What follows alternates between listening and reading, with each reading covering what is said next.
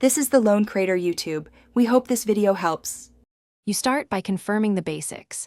Check your ISP status and that your account is paid because service blocks look like local faults. Next, power cycle hardware, turn off the modem, wait 30 seconds, then power the router. This clears common DHCP and carrier lockups.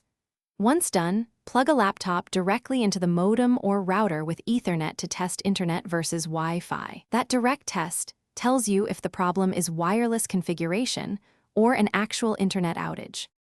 Now you access the router interface to find why the home Wi-Fi shows no internet. Log in at 192, 168, 1, 1 or 192, 168, 0. 1 with the admin user, inspect the WAN or internet status to see if an IP lease is present. If DNS fields are blank or set to weird values, switch to known DNS like 1, 1, 1, 1 or 8, 8, 8, 8, and check firmware. Outdated firmware can break connectivity. If the SSID or security was recently to finish, perform a controlled reset only if settings seem irreparable. Hold the router reset for 10 seconds, then reconfigure step by step. WPA2 password, channel, and DNS.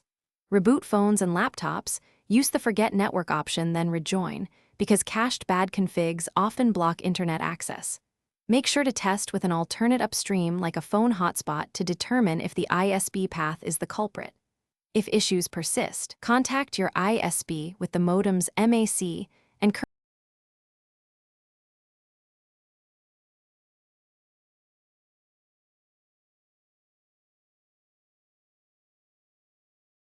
Thanks for watching.